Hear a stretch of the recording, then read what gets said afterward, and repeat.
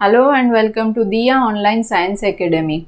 This is the fourth lecture of Chapter 2 Electrostatic Potential and Capacitance. In today's lecture, we are going to discuss about the potential energy. We have seen what is electrostatic potential. Now we will be looking at the potential energy of a system of charges. That means number of charges would be there. Right? So in the case of electrostatic, not the electrostatic but gravitational energy also, we have seen कि कोई भी जो system होगी वो system की energy, potential energy, that can not be defined and it's absolute value is not that significant. या तो फिर हम लोग उसको डिफाइन या उसकी एक्चुअल वैल्यू जो है एब्सोल्यूट वैल्यू वो तो पता ही नहीं कर सकते. It is always a relative value. किसी रेफरेंस के रिस्पेक्ट में उसकी कितनी वैल्यू है वही हम देखते हैं. मैंने आगे के लेक्चर में भी बताया था कि सपोज के एक ब्लॉक जो है if it falls down from here to here, the energy, या तो फिर यहीं पर पड़ा है तो उसकी एनर्जी हम लोग देखते हैं. सपोज इस फ्लोर के रिस्पेक्ट में it is having some height h. So the energy of that block would now be considered as mgh. But if I change the reference के इसके रिस्पेक्ट में कितनी, let's say h dash, तो अब उसी block की उसी पोजीशन पे जो एनर्जी है potential energy that would get change. इसकी पोजीशन हमने चेंज नहीं की, हमने क्या रेफरेंस जो जिसके रिस्पेक्ट में देख रहे हैं वो चेंज किया. तो एब्सोल्यूट वैल्यू तो हमें कभी भी मिल सकती है नहीं, हमें जो मिलेगी वो क्या होगी, ऑलवेज रिलेटिव वैल्यू ही मिलेगी.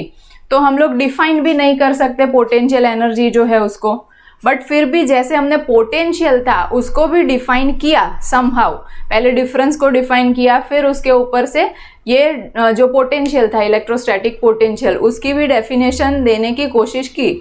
तो वैसे ही हम लोग यहाँ पर इलेक्ट्रोस्टैटिक पोटेंशियल एनर्जी उसकी भी डेफिनेशन जो है वो देंगे. तो डेफिनेशन इसकी एनर्जी की और पोटेंशियल की ज़्यादा फर्क नहीं है. तो डेफिनेशन इज क्या होगा कि a given charge, it is the work done required, the work required to be done to bring any charge or a positive charge. कोई भी हम लोग अभी यूनिट चार्ज लेने की जरूरत नहीं है बट पॉजिटिव चार्ज लाएंगे. to bring a positive charge from infinity to the given point in the electric field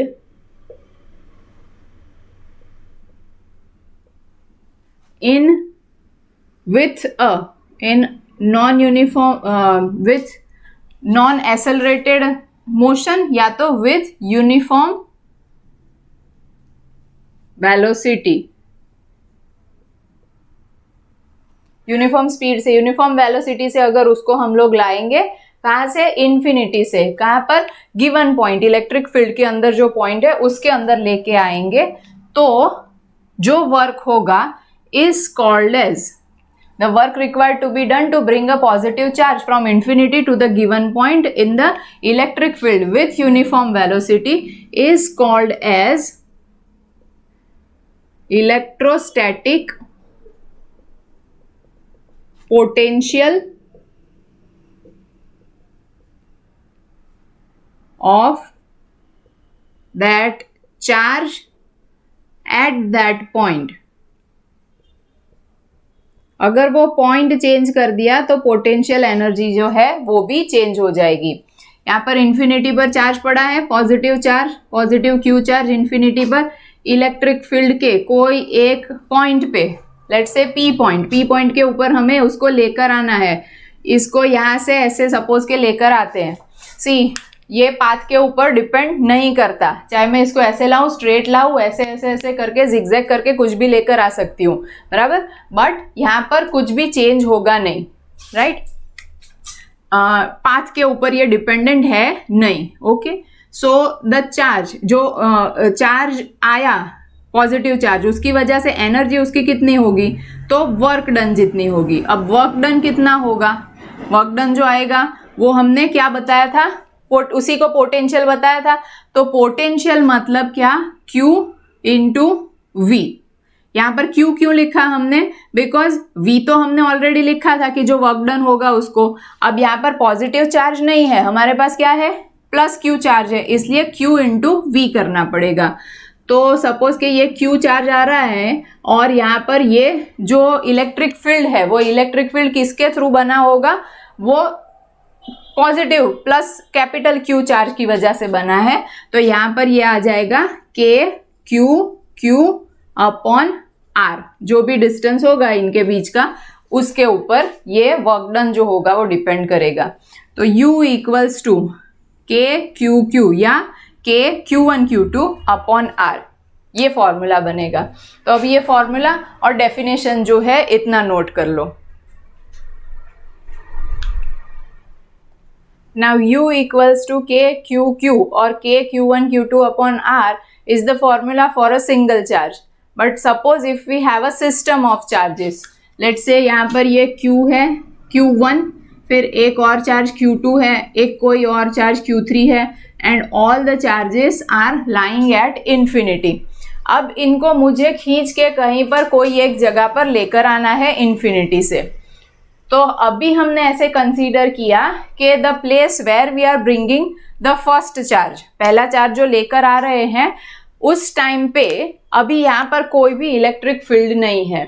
सी, यहाँ पर हम लोग ये भी देखेंगे कि फर्स्ट चार्ज Q1 पहले लाए या उसके बदले Q2 या Q3 लेके आए, तो हमें अल्टीमेटली क्या करना है, Q1, Q2 और Q3 तीनों को टर्न बाय टर्न यहाँ पर लाएंगे।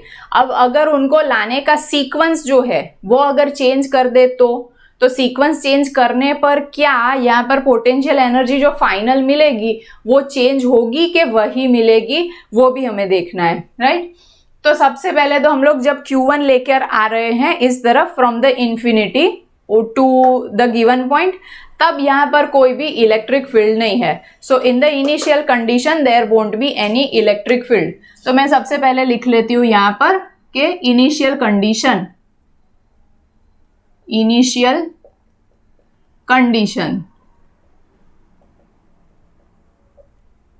ये फर्स्ट हो गई कंडीशन, जहां पर इलेक्ट्रिक फील्ड अभी कुछ भी नहीं है, इलेक्ट्रिक फील्ड कुछ नहीं है और उसमें अभी Q1 जो है ना वो चार्ज अभी हम लोग लाकर रखेंगे यहाँ पर। तो सपोज के ये Q1 चार्ज आकर अभी पड़ा, बराबर।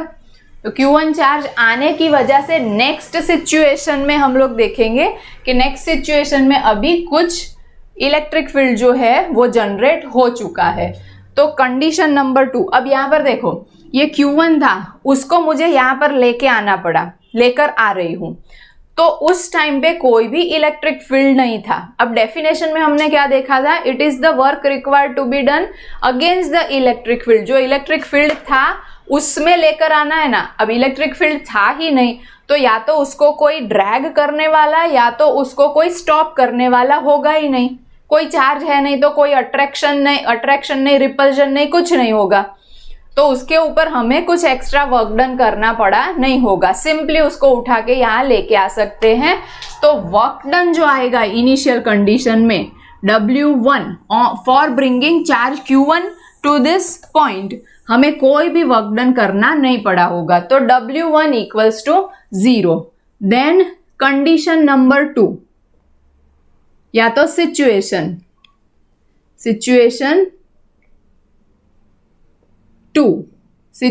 2 में Q1 ऑलरेडी है, Q1 है तो उसकी वजह से इलेक्ट्रिक फील्ड यहाँ पर इलेक्ट्रिक फील्ड इनिशियली 0 होगा। यहाँ पर इलेक्ट्रिक फील्ड अब 0 होगा नहीं, बिकॉज Q1 ऑलरेडी प्रेजेंट है। इसके अंदर Q2 जो है वो अब हमें लाके रखना है इस इलेक्ट्रिक फील्ड के अंदर। सो उसको खींच के लेके आए, कुछ सपोज यहाँ पर ये इस जगह पर लेकर आए Q2। Distance between 1 and 2 is R12, इतना डिस्टेंस हमने बता दिया। अब Q1 था, इलेक्ट्रिक फील्ड था, और Q2 लेकर आ रहे हैं, तो हमें कुछ वर्क डन करना पड़ा होगा, क्योंकि ये इलेक्ट्रिक फील्ड प्रेजेंट कर रहा था, तो इसको या तो ड्रैग या तो रिपल्जन जो है वो लग रहा होगा, उसके अगेंस्ट में हमने वर्क डन किया। So W2 would be equals to K Q1 Q2 upon R12, right. Then अब हमारी सिस्टम के अंदर दो चार्जेस ऑलरेडी आ चुके हैं, तो सिचुएशन नंबर 3 में आपके पास ऑलरेडी Q1 इधर पड़ा है, Q2 इधर पड़ा है। Now you want to bring the third charge, ये Q2 है, अब Q3 को लेकर आना है। सो नाउ जो इलेक्ट्रिक फील्ड होगा, Q3 बाद में आएगा, Q1 एंड Q2 है, तो उनकी वजह से इलेक्ट्रिक फील्ड अभी होगा, इलेक्ट्रिक फील्ड इससे भी चेंज हो गया होगा, ये E will not be equals to 0, non zero होगा, बट इससे भी और कुछ चेंज हुआ होगा। अब उस इलेक्ट्रिक फील्ड में ये थर्ड चार्ज जो है वो हम लेके आ रहे हैं। लेट्स से इनके बीच का डिस्टेंस जो है वो तो R12 था ही, इनके बीच का डिस्टेंस, इनके बीच का डिस्टेंस, इसको अभी मैं भूल जाती हूँ, क्योंकि मुझे इसकी वजह से कितना इलेक्ट्रिक फील्ड, कितना वर्क डन, यहाँ पर कितना वर्क डन वही लेना है, R13 R23। क्या करना है हमें, Q3 जब आएगा तब उसको Q1 जो होगा उसके अगेंस्ट भी वर्क डन करना पड़ेगा, और Q2 जो होगा उसके अगेंस्ट भी वर्क डन करना पड़ेगा। सो W3 के अंदर W3 ड्यू टू 1 3 मतलब 1 के ऊपर भी, 1 की वजह से भी, 2 की वजह से भी, तो इन दोनों को ऐड करेंगे तब हमारे पास ये बनेगा W3 equals to K Q1 Q3 by R13 and K Q2 Q3 by R23, right. 1 2 and 3। Now our system has 3 charges. अब इसके अंदर 3 चार्जेस आ गए जो हमें लेके आने थे, इन्फिनिटी पर पड़े थे वहां से, बराबर। तो सिस्टम हमारी बन गई 1 2 3 की। अब जब ये इन्फिनिटी से शिफ्ट होके यहाँ पर आए, उतने में हमने टोटल वर्क डन कितना किया, तो W total equals to W1 plus W2 plus W3। W1 is 0, W2 is K Q1 Q2 by R12 and W3 is K Q1 Q3 by R13 plus K Q2 Q3 by R23। 0 तो निकल जाएगा, तो W equals to, अब मैं उसको final W बोल देती हूँ, equals to K Q1 Q2 by R12 plus K Q1 Q3 by R13 and K Q2 Q3 by R23। But the work done, जो भी वर्क डन किया वो क्या होगा, इसके अंदर, इस सिस्टम के अंदर 3 जो चार्जेज आके सिस्टम बनाई, उसके अंदर पोटेंशियल एनर्जी के फॉर्म में वो स्टोर होगा। तो यहाँ पर ये work done is equals to potential energy. तो अब पोटेंशियल एनर्जी का फॉर्मूला आपके पास सिस्टम के अंदर बन गया। ये सपोज के और 4th चार्ज होता तो हम उसकी भी पैर बना लेते, यहाँ पर उसको भी सबके अगेंस्ट में वर्क डन करके आना पड़ेगा, 1 2 एंड 3 के अगेंस्ट में, तो उसकी पैर बनती। मतलब जितने भी चार्जेस है उन सब चार्जेस की पैर बनाओ, उनके बीच का डिस्टेंस, और सारे जो इंडिविजुअल ये वर्क डन या तो पोटेंशियल एनर्जी है उनका एडिशन करना रहता है, ठीक है। तो चलो ये इतना लिख लो आप। अच्छा, अभी एक चीज देखो कि आप लोग समझ लो कि पहले हमने बोला ना कि Q1 Q2 Q3 पहले कौन सा लाए, कुछ फर्क पड़ेगा। तो ये Q1 Q2 Q3 में से लेट से Q2 सबसे पहले लाते, तो Q2 की वजह से इलेक्ट्रिक फील्ड होता है यहाँ पर, Q2 की वजह से इलेक्ट्रिक फील्ड, और फिर बाद में Q1 आता, तो बाद में Q1 तो फॉर्मूला तो यही बनता, बराबर। यहाँ पर भी कुछ फर्क नहीं पड़ता। सो पहले कोई भी चार्ज लेके आओ, सीक्वेंस कोई भी रखो चार्ज लाने का, उसके अंदर कोई फर्क नहीं पड़ता। तो सिंपली जो पेयर बनती है वो पेयर ही हमें बना के, सारे चार्जेस की पेयर बना के ऐसे टोटल करके लिखना है। Also look at the unit of this potential energy. तो यूनिट तो हमें एनर्जी है तो पता है, एक यूनिट होता है जूल, बराबर। सेकंड जो यूनिट है वो सेकंड यूनिट के लिए हम लोग एक फॉर्मूला जो है ये समझते हैं, U equals to Q into V, ये हमने इनिशियली लिखा।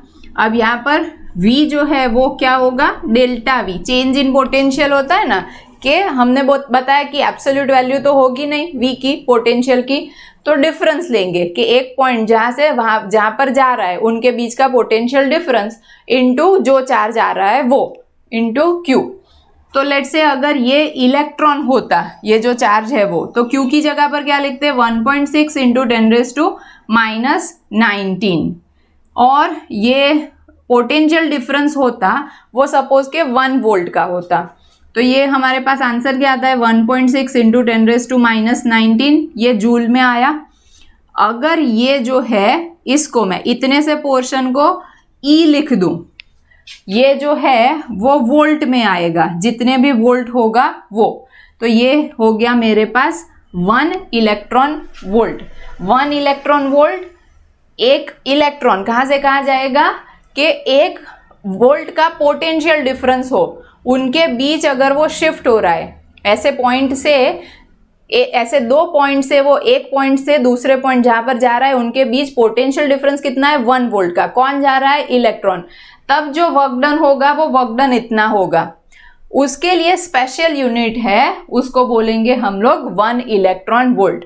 जब आप लोग एटम्स है, एटम्स वाला चैप्टर पढ़ेंगे, उसके अंदर ये इलेक्ट्रॉन वोल्ट वाला यूनिट जो है वो यूज होगा। उसमें भी अभी kilo electron volt, mega electron volt, वो बड़े यूनिट्स जो है, लार्जर यूनिट्स, वो यूज करेंगे। 10⁻⁵, 10⁻⁶ से मल्टीप्लाई करना रहेगा। और अगर कन्वर्ट करना हुआ कि जूल से इलेक्ट्रॉन वोल्ट में कन्वर्ट करो, then you will be dividing that number by this multiple, 1.6 into 10⁻⁻⁹ से डिवाइड करोगे, या तो इलेक्ट्रॉन वोल्ट से जूल में जाना होगा तो फिर ये मल्टीप्लीकेशन से, ये फैक्टर से हमें मल्टीप्लाई करना रहेगा, बराबर। So that is the conversion also कि 1 electron volt equals to 1.6 into 10⁻⁹ joule. ये एक रिलेशन भी आ गया, ओके। तो ये भी जो यूनिट है वो इलेक्ट्रोस्टैटिक पोटेंशियल एनर्जी, उसी का यूनिट है। Now suppose if we keep an electric dipole in an external field, तो फिर ऐसी सिस्टम के अंदर टोटल कितनी पोटेंशियल एनर्जी जो है वो स्टोर होगी, वो हमें देखना है। तो electric dipole placed in a uniform electric field. चलो सबसे पहले यूनिफॉर्म इलेक्ट्रिक फील्ड जो है वो शो कर देते हैं। यूनिफॉर्म इलेक्ट्रिक फील्ड, यूनिफॉर्म होगा तो हम उसको इक्विडिस्टेंट, ये लाइन से एंड पैरेलल लाइन से शो करेंगे। एक मैंने यहाँ पर डायपोल जो है उसको उसके अंदर प्लेस कर दिया। This is -q and this is +q charge. इनके बीच का ये ऐसे डिस्टेंस जो होगा वो 2a होगा। The dipole moment will be in this direction, बराबर, नेगेटिव टू पॉजिटिव। सपोज के ये जो डायपोल मोमेंट है और इलेक्ट्रिक फील्ड है, उनके बीच का एंगल है वो थीटा बन रहा है, बराबर। अब नेचुरली क्या होगा, यहाँ पर ये मैंने इलेक्ट्रिक फील्ड ऐसे शो किया ना, that means over here positive charge would be there, यहाँ पर क्या होगा, नेगेटिव चार्ज होगा। अब ये नेगेटिव जो है वो इधर अट्रैक्ट होगा, ये इस तरफ अट्रैक्ट होगा पॉजिटिव। तो हमने प्रीवियस जो फर्स्ट चैप्टर था उसके अंदर देखा था कि इसके ऊपर फोर्स जो लगेगा वो इस डायरेक्शन में, इसके ऊपर फोर्स लगेगा वो इस डायरेक्शन में। तो उसकी वजह से this electric dipole will experience torque, बराबर।